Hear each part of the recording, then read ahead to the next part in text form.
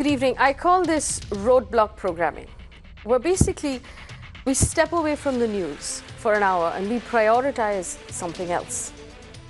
Tonight we're going to prioritize mental health. We're going to talk about it. And what I do quite cheekily is smuggle these conversations into prime time programming, where this is not a special show. This is not a show we're going to do over the weekends, but we're going to do it at 9 p.m. at prime time because it is among the most important issues that Indians are facing today. As family members, as colleagues, as friends, spouses, we need to know as much as we can about mental health to keep our loved ones safe. Far too many times, someone who seems happy, seems successful, seems like they have everything, commits suicide because we didn't pick up the telltale signs. Maybe we weren't paying close enough attention. Maybe we didn't know what to look for. The WHO statistics say that about 5 crore Indians suffer from mental health issues. It's very likely that the number is a lot higher than that because so many families don't deal with the problems or are too embarrassed to talk about it. Children in school today are being diagnosed with problems like ADHD and other learning disabilities, but parents are too embarrassed to acknowledge that their child may have a problem. The delayed diagnosis means delayed treatment and perhaps a lifetime of suffering. Our phone lines are open today for anyone who wants to pick up the phone and ask us a question, because the panel of guests in the studio is amazing. You don't have to give us your name. You don't have to tell us where you're calling from. Just call if you want help. Also, at the bottom of your screen will be numbers and details that will scroll through the course of the show, helplines that you can call if you feel you need help. Joining me on the show this evening, Dr. Harish Shetty is a psychiatrist and among the most noted psychiatrists in the city of Mumbai. Harsh Songra is the CEO and founder of At We Included. He uses technology and content to destigmatize mental health and help parents understand the challenges their children might be facing. Neerja Birla, founder and chairperson of Empower, which is an organization dedicated to helping Indians power through the mental health issues. Harish Iyer is an LGBTQ rights activist who specifically deals with issues of mental health within the community.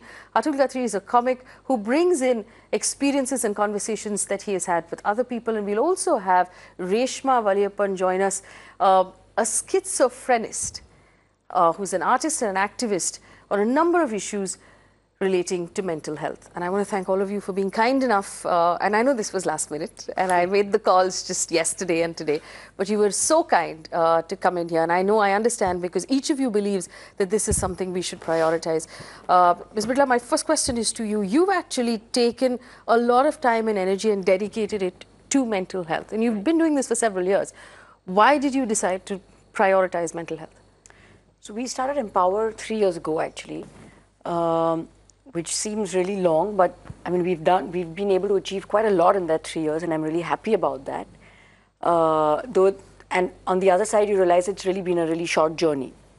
The reason I started Empower is a couple of things actually. I was running 2 schools, and I saw it from very close quarters. Realized that what are the kind of issues that children go through. Realized that there was not that much help available. Parents are either not aware or not willing to seek help. So that was one of the main reasons we started. Give us examples, and because I know there are a lot of people who hear it because they're wondering, what are the issues that children go through that perhaps parents don't know how to deal with? So typically, of course, nowadays social media and social media addiction is coming on very strongly. But other than that, there is substance abuse, which is a huge area of concern.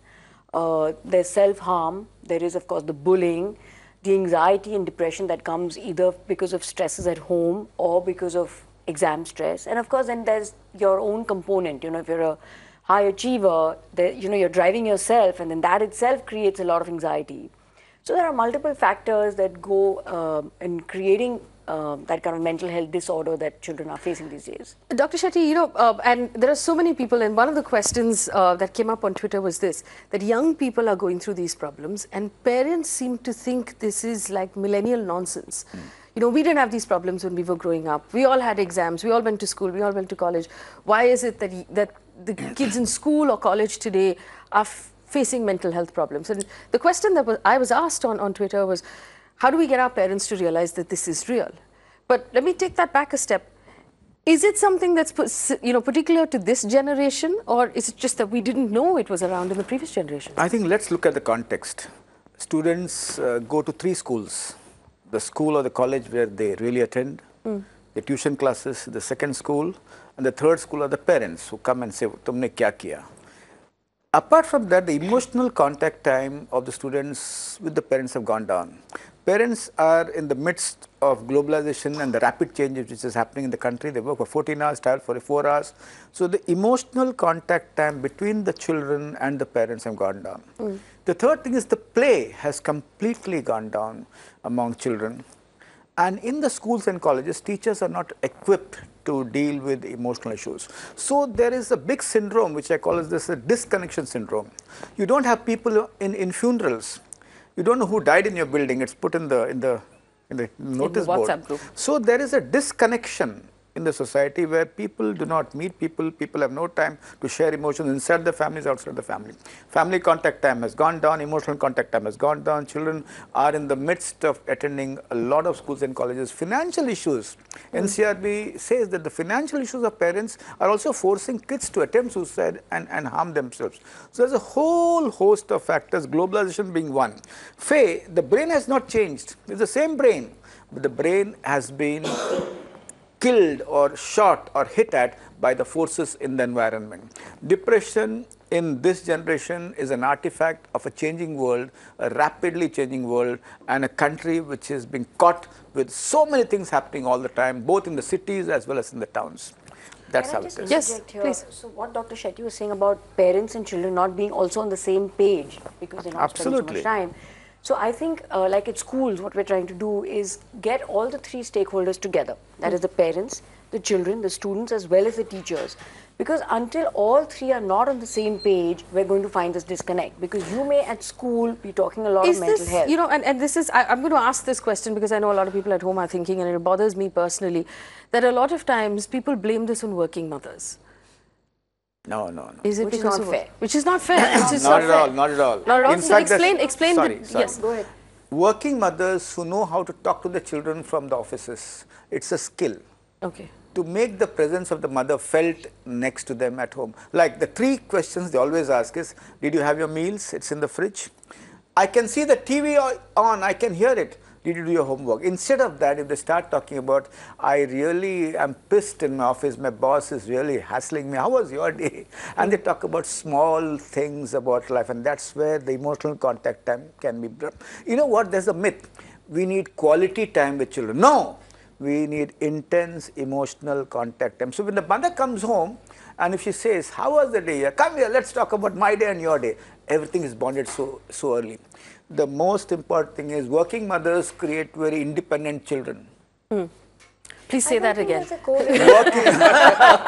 Working mothers create independent children, and their ability to communicate with them, even when they are at a distance, is the key to make independent, strong, resilient children. You can have a mom at home, but if there is no emotional connect, then it really doesn't matter, because if the conversation between them is not happening, if there's no communication between them, then whether the mother is at home or not at home, it really doesn't matter. And bored mothers who are educated and bored and depressed create more hassles to children inside the house. Happy mothers really rear better children. Atul, so 2 things I want you to bring in. A, you travel a lot. You meet a lot of people, and I'm sure you encounter several people who are struggling with this. And you have teenage kids yourself. Yes. So you're a dad. You're working through this new generation, millennial, on their phones. They're on social media. They're competing with everything. What's that like? And what have you discovered about this generation? How do dads get more involved? Sorry, how do? How do dads get more involved? You know, I'll tell you, first of all, as doctor said, I think just being in touch. I think every family has, first of all, this WhatsApp group, you know, the closed group within. It's really made a big difference. Has it really? It has. Okay. Where you are, you continuously keep in touch with each other. I mean, that's one thing I'm just saying. But, you know, one point which doctor made earlier, you know, I've been visiting a lot of colleges talking about mental health. And what he said about playtime, I went to a college last week about mental health, talking about mental health, and we asked how many kids exercise 45 minutes a day. It was an engineering college, and I think 10% of the hands went up, I mean, people have stopped, we all know that when you exercise, this positive, endorphins get released in your body, it's a very common thing, but... Exercise is an antidepressant. I'm not saying it, WHO says it. It helps stress just and mild depression. and I told them, you don't require a gym, just wear shoes and walk on the road, if you don't need an expensive there are multiple gym. factors that really Absolutely, go, I'm saying, to create this scenario. I don't think we can single out and say that, this is only the cause or only this is the solution. No, I think it has to sort of, everything has to come together. School and the family have to be a joint family. Yeah. That's how it should be. It's a joint family. Yeah. Harish, I know you work specifically with the LGBTQ community, but I also know that you work a lot with victims of sexual assault, of rape, victims who were perhaps abused as children. And that, that has nothing to do with exercise. It has nothing to do with what you're going through right now. It sort of finds its way back into your adult life. And that leads to depression, and it's something we should stop burying under the carpet. I think the first solution to anything is to accept. I always say this, you have to undress the issue before you address the issue as well. So accept that that's something that's happened. I think the worst advice that anyone could give anyone is forget that something like this has ever happened to you. You can't forget, and every time you try to forget, you remember. We just have to develop a mechanism where we know that this has happened in the past and to allow the past to remain in the past and not let it interfere with the present. But to actually think that this has never happened or because let's face it, 2007 there was a statistic by the Women and Child Welfare Ministry, and it actually said that 1 in 2 children are sexually abused, which means that, and male children are more sexually abused than female children. So that simply means that it's an epidemic. And if it's an epidemic, I know of more people who are sexually abused than people who are not sexually abused. Yes. So that's the new normal. Yeah. So it becomes extremely important that we don't try to hush things under the carpet, and we understand and we tell people that hey, just as you have common cold, like you can't find anyone without a common cold, you can't find anyone without a mental challenge. And just as you have a doctor for common cold, you need to have a psychologist and a psychiatrist for mental health. Dr. Shetty, how do we know if there's a loved one, a family member, a colleague, a friend, a spouse who's going through mental health problems and perhaps hasn't mustered the courage to talk about it? Are there signs? Of course. What are the signs? So in the family WhatsApp group, if they've stopped saying good morning, don't say that they've improved. Maybe they have really gone away and they may be down. If in a train when they're traveling or in a car or an auto rickshaw, the same group sees 1 or 2 people missing, it may not be malaria, it may have been depression. If in the office you say hello to somebody, say good morning, but the fellow just walks across, it's not attitude, he or she may be depressed. So if you're very dull, sleepy, or extremely alert, irritable, agitated, if you feel you're useless, worthless, feel you're responsible for all the ills in the family and in the community.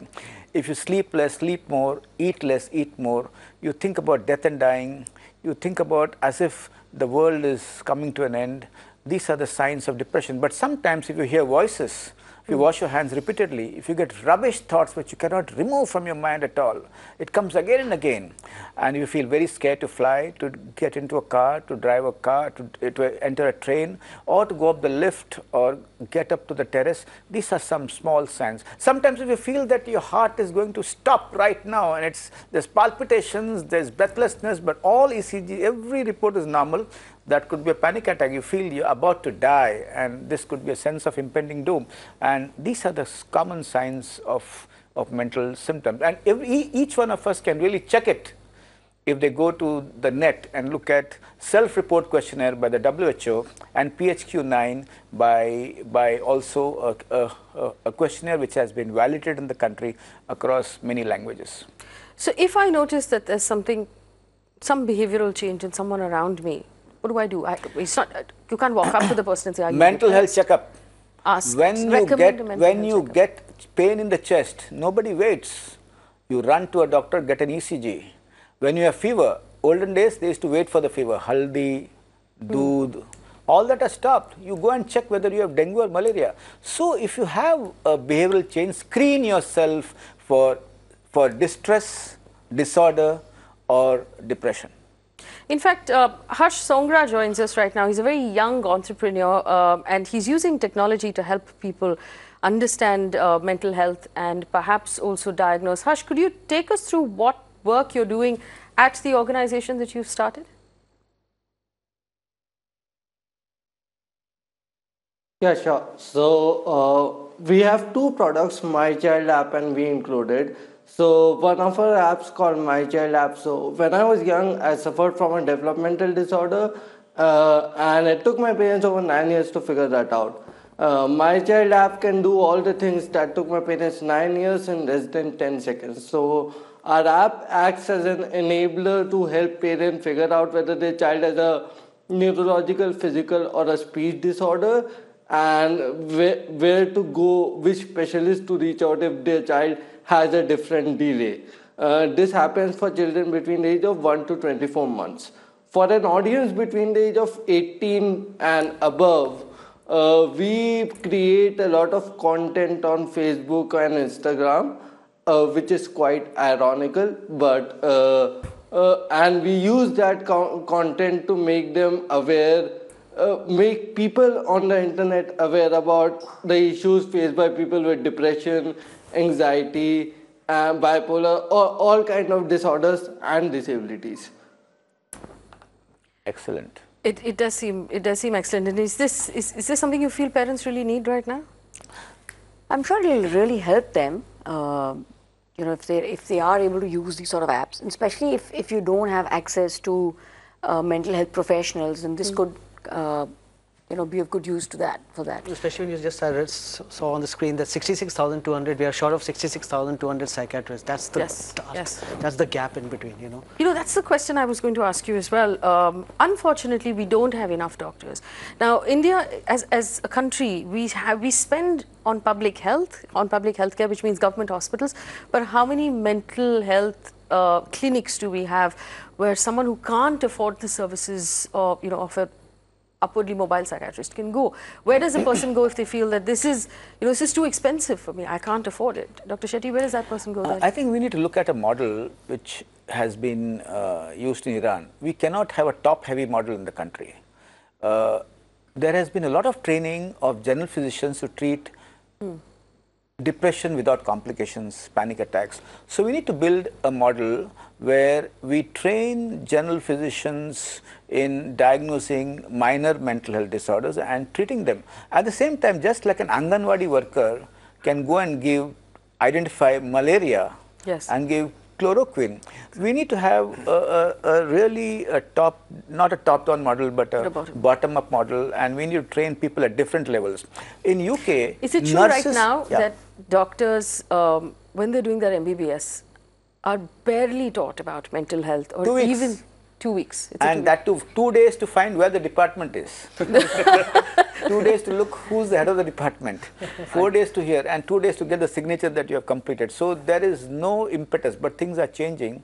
A lot of psychiatrists and even friends like Harish, Nirja and Atul are going across and going into the community and really creating a lot of awareness. So that's going to build. Mental health is too important to be left to mental health professionals. Only to mental health.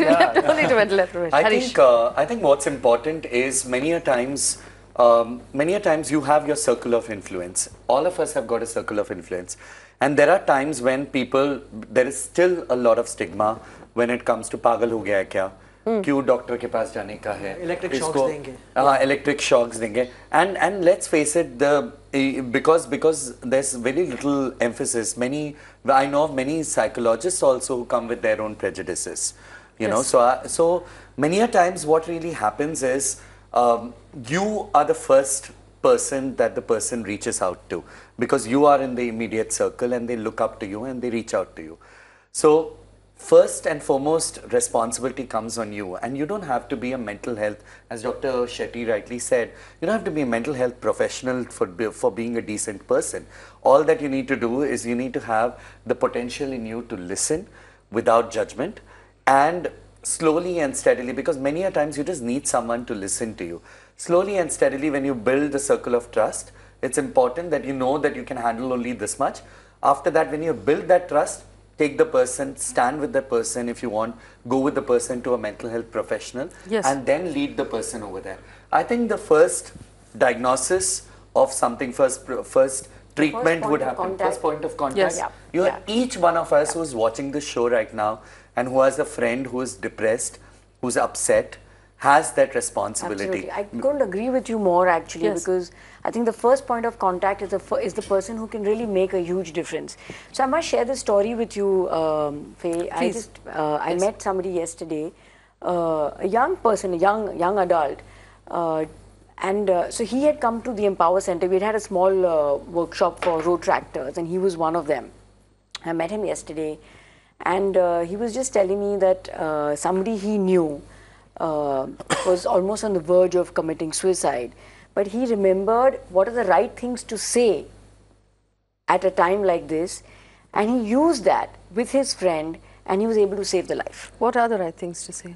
As in exactly like what he's saying. I mean, don't be judgmental. Just listen. You don't have to have a solution in hand, but most of the times, it's always a cry for help. It's, so just be there, just listen to the person. You don't have to say, what's wrong with you? How can this be happening to you? Yes. I think more than, of course, we need more therapists. We need more mental health professionals, but more than that, we need more listeners. We need more listeners. In Patient fact, people listeners. asking questions like, what is the difference between a counselor and a psychiatrist and a psychologist? Dr. Shetty? A counselor is one who's done his arts degree and has done probably masters in psychology, MPhil or PhD. He or she may be trained to counsel, provide psychotherapy, do psychological tests, and also to conduct a lot of workshops on health as well as life skills. Psychiatrist does an MBBS and then goes ahead to do his diploma in psychological medicine or doctor or MD in psychiatry, and he or she is trained in diagnosing psychiatric illnesses and treating them to the best of their ability. Many psychiatrists are also trained in counseling and psychotherapy, and they both complement each other. A counselor, a psychologist and a psychiatrist, they complement each other, and working together is always to the best advantage of people who are ill. There's also a taboo about prescriptions. That, I don't want to take these pills. I don't know what they're going to do to me. And a lot of times... Nobody... Probably addictive. They'll think they'll get into an addiction with those. And specifically when it comes to mental health, people will take tablets for everything else. But when it comes to mental health, there is this... Everybody knows what to do. Yeah. You're When it willing to comes get regular onto things. substance to get that relief and to feel good, but you're not willing to take the medication for it. There's a lot of bias in the sense nobody will play around the pills of a heart doctor. Yes. Okay, they will just take it. But we need to have creative explanation. Three things they come and say, "Kab tak goli chalegi? Till when should I take?"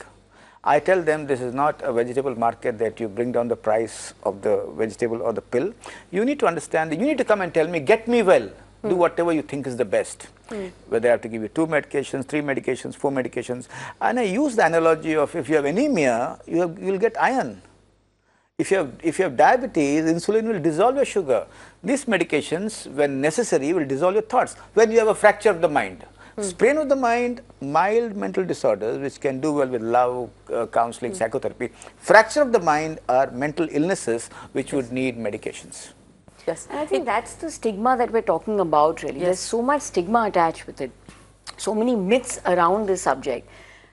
For example, exactly this one, not willing to take medication. So I think if we are able to create more awareness about it and generate more conversation about it, I think it will really help. Yes. In fact, our phones are ringing off the hook. Vedansh is on the phone line from Ahmedabad. Vedansh, go ahead. First of all, I'd like to congratulate you and applaud you for doing this. No news channel ever does this. This is a national issue. We need to talk about this more. Yes, I agree with you. Your question, Vedansh? My question, I don't have a question. I have 2 opinions. So first of all, what we need to do is we need to actually include mental health in our school curriculum, because kids at a young age can learn to be compassionate to others, because Because the major problem is we don't know how to talk to people who are suffering. So Yes. kids at a young age can be taught about that.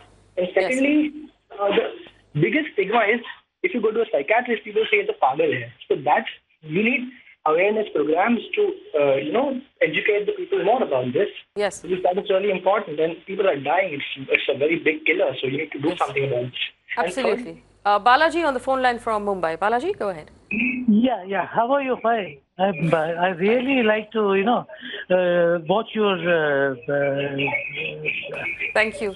Do you have a question for us, Balaji? Yeah, definitely. But I would like to congratulate Mr. Harish Shetty because he knows exactly what a depressed mind feels like. Okay. All right, Balaji. Many thanks for calling us. We have one more guest who's here to share her story. Reshma joins us right now. Reshma, first of all, thank you for joining us on the show. You've been working and you've done a lot of work in the area of mental health, disability, and human rights. But would you tell us why you took up mental health and why you decided this is something you wanted to dedicate your life to?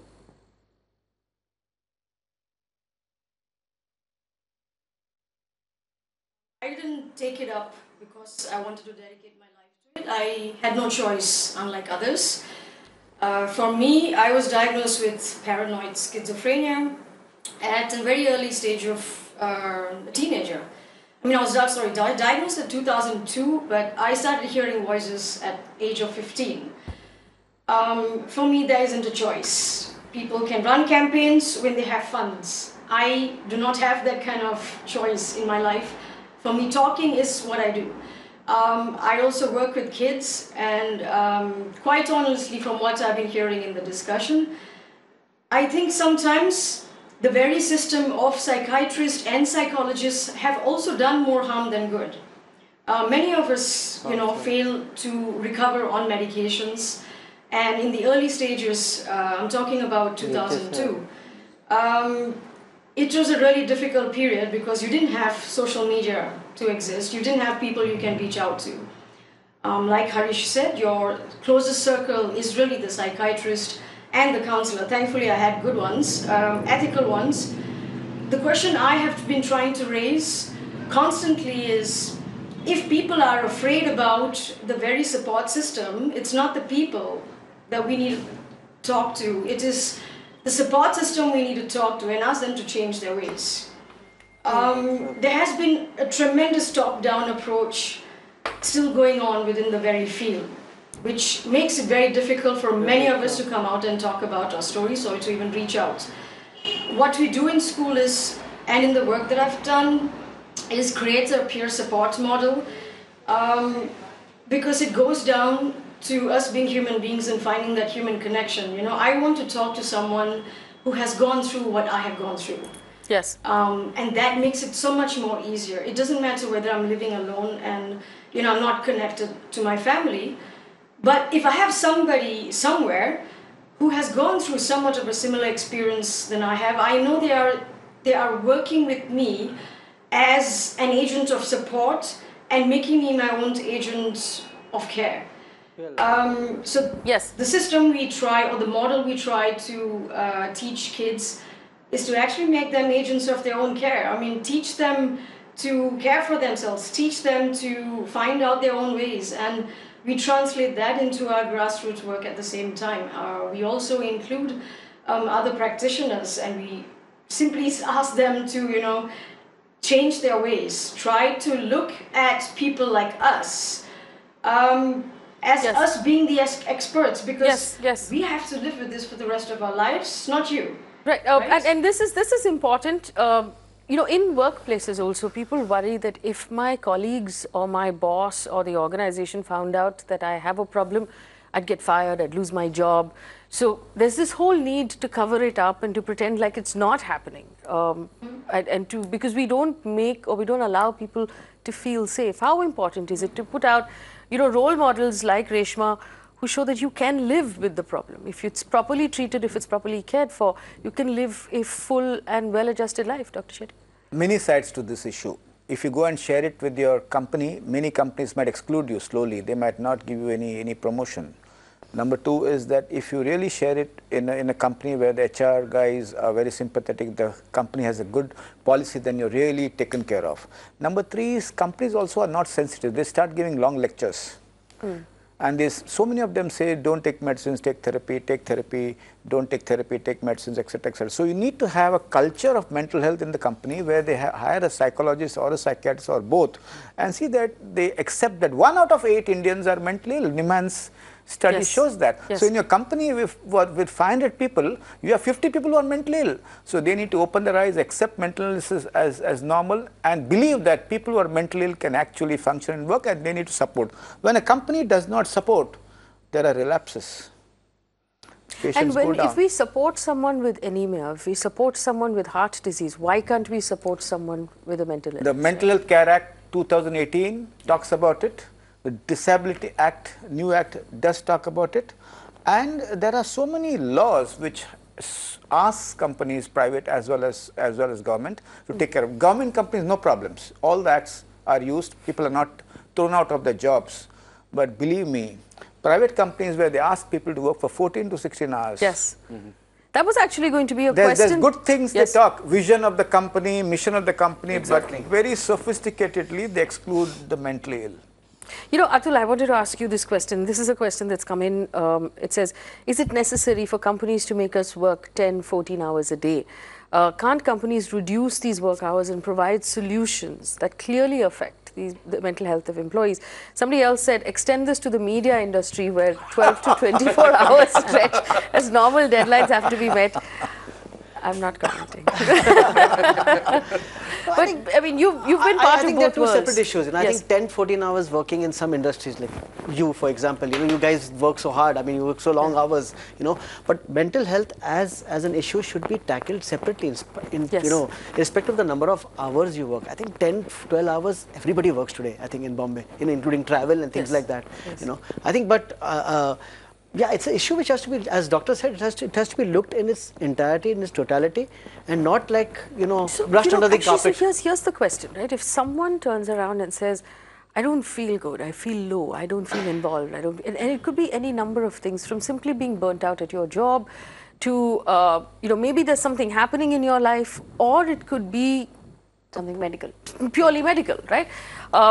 How important is it for people around to not say things like, "Arey yaar, let's go get a drink, we'll be fine," or go, you know, why don't you take a few days off and just chill, or go see your parents? These are not solutions. Go see a professional is perhaps the only thing that should be said. I guess it depends on how severe is the situation, for how many days it's really been going on, if it's just a one-off episode.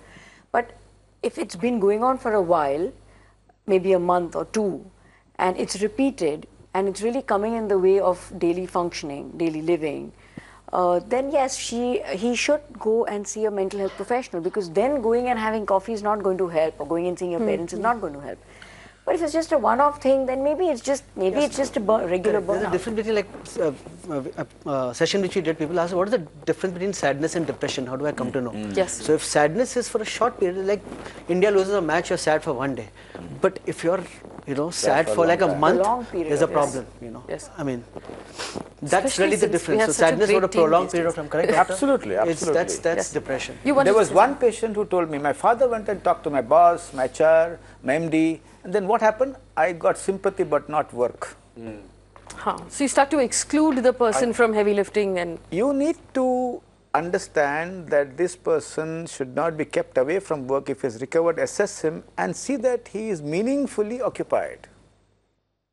So we swing to excessive sympathy and pity to hostility and rejection. Well, there are times when people would, we need to understand one thing for sure, that most of us live most of our awake time at workplace. Yes. You know, so it becomes extremely important that the workplace, everyone at workplace is the alternate family that they're looking out for.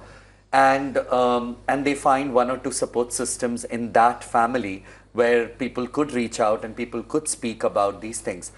Most often what really happens is some ad hoc solution ki, oh, chalo walk pe chale jao, to theek ho jayega. Yes. Oh, this, all of this, if you don't know a solution, then please don't advise. Yes. You know, so don't tell things like, oh, all this is there in your head, everything will get sorted. Or you've got everything at, you know, Or do yoga in the morning. You've got everything that you can ask for, Yes, you know. yes. Why You know, are you worried? and I remember this conversation coming up specifically when Deepika Padukone talked about Yes. how she was going through depression. And I said that it's a rich people problem. A, it's a rich people problem. B, why would someone who has everything be depressed? It's a fad. आजकल fashion हो गया है depression बोलना. So all of these things, and the disservice we might be doing through all of this is, even if someone wants to talk about it, they'll probably go back into their shell because of all the negativity. Absolutely. So that's the whole thing, right, about this, the whole thing about the stigma. You just don't want to talk about it because people around are not even allowing you to talk. So mental health really doesn't discriminate amongst people. I mean, it can just happen to anybody. I think that's a really important thing to understand. Dr. Shetty? It could happen to anyone. You don't even need a reason. It's not like something bad has to happen to you in order for you to go into depression. It can happen to depression. anybody, though some are more prone to it. But in the offices, in workplaces, in schools, in colleges, we need to train mental health soldiers who can identify early signs, who can help them reach a mental health professional early, and who can differentiate from a sprain and a fracture. That is the key. So, just as we can really talk about malaria, just as we can diagnose malaria easily, we can diagnose infectious disease easily, and a common man knows the signs. Similarly, we need to build this science into the common man. And I think companies need to start understanding that mental, if you incorporate this, and you need to have a culture manager in every organization so that everyone feels included, everyone feels welcome, and everyone has that one person that they could reach out to. So you might call that culture manager a psychologist, you can call that culture manager something else, but it's important to have that one person who is focusing on mental health of the whole organization. So we have we've developed a program actually, and it's in a collaboration with an Australian firm, and it's called Mental Health First Aid, and that's exactly what it does.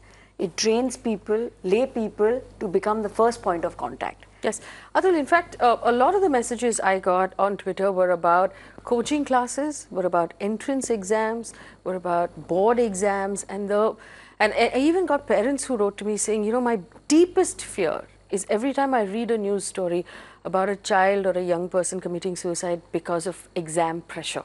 Yeah. What do I do? Because a lot of times also teenagers pull away from their parents because that's the natural thing to do at that age. It becomes even more difficult for parents to look for signs. Yeah, you know, the kids today, they have so much pressure. First against peers, everybody's comparing each other. Then from parents, then from college, then this entire thing that, you know, we've been going to colleges and telling people just chill, you know, just take it easy. It's an exam, it's not the end. But does it work to tell them to just chill? I think, you know, when we talk, at least I give them my examples. Like, I am an engineering, I had my 80 KTs. It's okay to get an 80 KT. It is not the end of the world, you know. Things don't stop, you know, fairly successful today in what I'm doing. It's, you know, if I would have lost all hope with that 180 KT I got, it would have been, you know, miserable.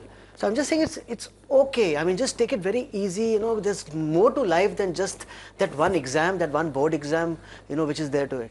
I think it's important that when we always force people to be the first, the second, you know, you have to be number one at everything. I think to be number one and to come at zero in your personal life is the worst thing that could happen to anyone. So I think if you're consistently mediocre, and if you count your success ratio, you'll be much more happier. Well, so, you know, I remember reading somewhere that all parents want their child to be best and first in class and best at sports. So who's going to be the remaining, you know, 40, from 2 to 40, who's going to fill those spots if everybody wants to be number one? I think our focus should be in being happy, you know. Our focus is not reaching, like a CEO of a company could be that I want to become $1 million company. But not every employee over there wants to become $1 million, this thing. The purpose of everyone is to find happiness. I think it's also important as parents that if we are able to cull out the best out of every child, because every child is different, every child is born with a different talent, and if we are able to really hone that and bring it out and let them perform at their potential, which is obviously going to be different, I think that should be the guiding force. I was a middling, very ordinary child. So thankfully my parents allowed me to do that, and they were very kind. I also want to go back to Harsh Songra, because Harsh and his organization are doing something called Alzheimer's Week or Alzheimer's Awareness Week, because of the fact that we as Indians or Indian families don't catch it fast enough. We're not paying close enough attention. Harsh, could you take us through the need for Alzheimer's awareness right now in India? So, according to the statistics, around 4 million people and more suffer from Alzheimer's right now in India, and the numbers are increasing. So, my organization is this year focused on every month we will take one disorder and we will run a campaign where on Instagram to the youngsters and the elderly and the people who are there, to make them aware about that particular disorder in a very factual way. The need of this is because, so for example, I will give you an example. People think Alzheimer's and dementia are the same thing. But dementia is an umbrella disorder, and Alzheimer's is a disease which is on the spectrum of dementia but has different properties. There are different ways to treat the both. So this confusion also leads to stigma, because of which people don't live a life of respect as well. And we want that to change. So that's why we are focusing on each disorder every year, every month, to make people more aware about them. Someone's actually just responded to us right now saying it's easy to say that failure is all right if you're sitting in a TV studio, but in reality, enduring failure can be very, very difficult. So, yes, Dr. I think what is important is we need to teach life skills to children in schools. Managing frustrations, managing anger, managing sadness, and this can be actually taught to schools, taught to children at a very early age. But again, I'm going to come back to the fact that were we taught this? I mean, I don't recall. Our era was different, ma'am. I had 6 hours to play. Yes. I could go out, play unstructured games. We didn't have the screens which we have everywhere. We were taught in a structured manner. We were not taught resilience. But when we played, it just came in the normal course of things, because you can't win every time. So you learn to take failure in your stride. I failed 2 years. I repeated my 12th and I repeated my first year in BSc. And those were the best years of my life. I excelled in every extracurricular activity during those years. And I think it's extremely important to understand, as Nija rightly said, to find out what exactly a child is interested in. I read one thing that I really think parents should know about, and Dr. Shetty, the parents in India do this thing where they try and put their child in a year early. So you have someone who's, say, 5 in a classroom full of 6-year-olds. And there's always been this impression that this is a good thing. But research has shown us that it's a very, very bad thing. Yeah. So, just to admit to the person 6 months early, you were born maybe slightly earlier and you want to smuggle that child in, it's actually better for a child to be older and more developed when they go to school. So probably cheaper too. That is true. Schools are extremely expensive today. Anxious societies always try to preempt things. If there's a tomato shortage, they'll buy all the tomatoes on the same day. But if a relaxed society will say, we'll not eat tomatoes. Let it come later. So, I think it's a mindset issue. I think, but like at the school that I run, we're seeing more and more parents now willing to put their children a little later, because they realize that, the child will be better off being the eldest in class rather than the youngest. And that's important. I hope all parents watching have registered that the child is always better off going in slightly late than going in earlier than everybody else. And there's one very important thing. Parents have this constant, parents, teachers, professors, colleagues, bosses, all of us have got this thing of competition. Pados ka Pintu. Baju Sharma ji ka beta kitna acha padhai karta hai, ye Pintu kitna acha padhai karta hai. And you always pit people against each other, though I think that competition... Does that still happen though? Or it does. Like human beings by nature will see differences. And anxious human beings will always differentiate and discriminate. No, it happens on Facebook. People put their results, Yes. child's result, ICSE 95.35. MBBS mein person gaya. who's put 95 got 90.5.15 will feel like little, should I have put because my friend has got 95. But they all got over 95. They don't realize that. Taking this a step forward, what is happening in the virtual world? Basically, each one of us, everyone is trying to project a perfect world. Yes. Yes. Because they want to project that my world is better than your world. Nobody puts up a back picture. You know, and actually that is not true. I mean, it's a fallacy, right? But You know, that's I what we're actually trying heard to of a young person who said that, how are people so happy all the time? On You know, Instagram why especially. don't I? That's a Yeah, Instagram, because everything looks so good and people are Exactly. putting on the, 3 degrees better than their real lives. And With the nobody- filters, yeah. Yes, with their And I filters. think it's absolutely okay to, if I'm upset about something, the first thing that I'll do is I'll go on Facebook and say, today I'm having a bad day. Yeah, yeah. Yes. It's important to also voice out these things and to tell people, and They that's do. when you... They do. that's So many people do. So, Yeah. so this is something I'm sure you're used to saying. Our 1 hour is up. So we finished our time, and this was, I think, a really quick 1 hour because there's so much to talk about in this particular topic. And I will ask for a commitment that you guys will come back and we'll answer more questions and we'll dedicate more time to this. Again, for everyone who's watching, there are phone numbers on the screen. If you want, get in touch with my team and we'll give you the contact details of someone who can help out, irrespective of whatever you're feeling. Even if you suspect slightly that you have a problem or you're facing something or feeling something, get in touch and we'll forward or we'll send you to the right person. This is the first time, Faye, that this is happening, that a television studio is becoming a helpline. Thank you so much. So we will continue to be a helpline.